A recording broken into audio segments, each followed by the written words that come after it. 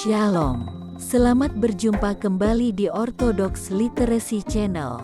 Topik bahasan kami kali ini adalah mengenai Minggu Ortodoksia. Selamat menonton, semoga bermanfaat. Pada hari Minggu ini, tanggal 5 Maret 2023, kalender sipil, tanggal 20 Februari, kalender gereja, Gereja Ortodoks melayankan liturgi Minggu Ortodoksia.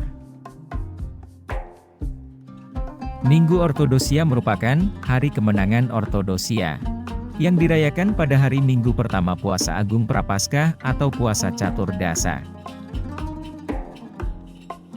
Sejak tahun 843, tema utama hari Minggu ini adalah kemenangan atas ikon. Pada tahun itu kontroversi ikonoklasme, yang telah berkecamuk sejak tahun 726, berakhir. Dan penghormatan terhadap ikon dipulihkan pada hari Minggu pertama puasa Agung Prapaskah. Konsili Ekumenis ke-7 terutama membahas kontroversi mengenai ikon dan penempatannya dalam ibadah gereja Ortodoks. Konsili diadakan di Nikea pada tahun 787 oleh Permaisuri Iren atas permintaan Tarasius, Patriark Konstantinopel. Konsili dihadiri oleh 367 episkop. Hampir seabad sebelumnya, kontroversi ikonoklasme telah mengguncang fondasi gereja dan negara di Kekaisaran Bizantium. Konsili menegaskan sebuah doktrin, bagaimana ikon itu harus dipahami.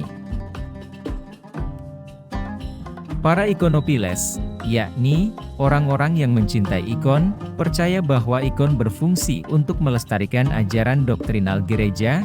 Mereka menganggap ikon sebagai cara dinamis manusia untuk mengekspresikan yang ilahi melalui seni dan keindahan.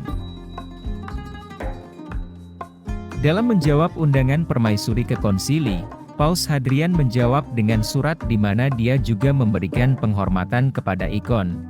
Tetapi bukan penyembahan. Penyembahan hanya ditujukan kepada Tuhan. Keputusan Dewan Konsili untuk mengembalikan ikon ke dalam gereja menambahkan klausul penting yang masih bertumpu pada pemikiran penggunaan dan pemuliaan ikon di gereja Ortodoks hingga hari ini. Kami mendefinisikan bahwa ikon suci, baik dalam warna, mozaik, atau bahan lain, harus menghiasi gereja, disematkan pada cawan suci dan jubah liturgi, dipajang pada dinding gereja, peralatan gereja, seperti ikon Tuhan Yesus Sang Juru Selamat, Bunda Maria Sang Theotokos, para malaikat agung dan semua jana suci. Setiap kali umat melihat ikon-ikon ini mereka akan mengenang dan mencintai apa yang digambarkan di dalamnya. Mereka mencium ikon sebagai objek pemuliaan dan penghormatan. Dalam bahasa Yunani, timitiki proskinesis, bukan sebagai penyembahan. Dalam bahasa Yunani, latreia. Pemuliaan yang diberikan kepada sebuah ikon sebenarnya adalah untuk memuliakan sosok yang tergambar di dalamnya. Nama hari Minggu ini mencerminkan makna agung yang dimiliki oleh ikon-ikon gereja Ortodoks. Perayaan itu bukan ibadah tambahan yang opsional, tetapi merupakan bagian integral dari iman dan pengabdian Ortodoks. Mereka dianggap sebagai konsekuensi yang diperlukan dari iman Kristiani dalam inkarnasi firman Allah, pribadi kedua dari Trinitas, dalam Yesus Kristus. Ikon memiliki karakter sakramental, menghadirkan kepada umat percaya orang atau peristiwa yang digambarkan di dalamnya. Bagian dalam gereja Ortodoks selalu ditutupi dengan ikon yang dipajang di dinding dan atap kubah.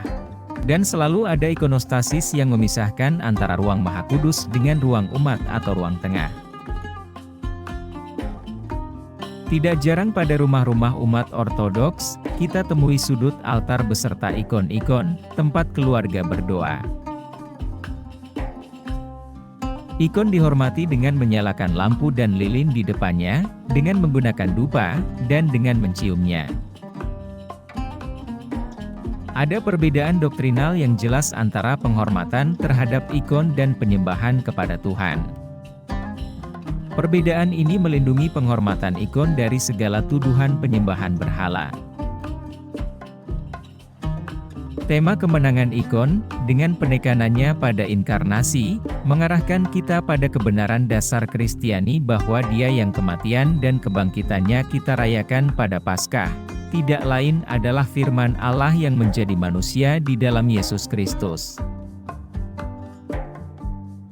Sebelum adanya perayaan kemenangan Ortodosia, pada hari Minggu Prapaskah pertama, diadakan peringatan Musa, Harun, Samuel dan para nabi. Jejak ketaatan yang lebih kuno ini masih dapat dilihat dalam pilihan bacaan epistel pada liturgi, dan dalam ayat Haleluya, yang diangkat sebelum pembacaan Injil. Musa dan Harun di antara para imamnya, dan Samuel di antara mereka yang memanggil namanya. Terima kasih sudah menonton. Apabila ada pertanyaan atau komentar, silahkan dituliskan pada kolom komentar di bawah ini. Jangan lupa subscribe dan like juga ya. Sampai jumpa pada video-video kami selanjutnya. Tuhan memberkati.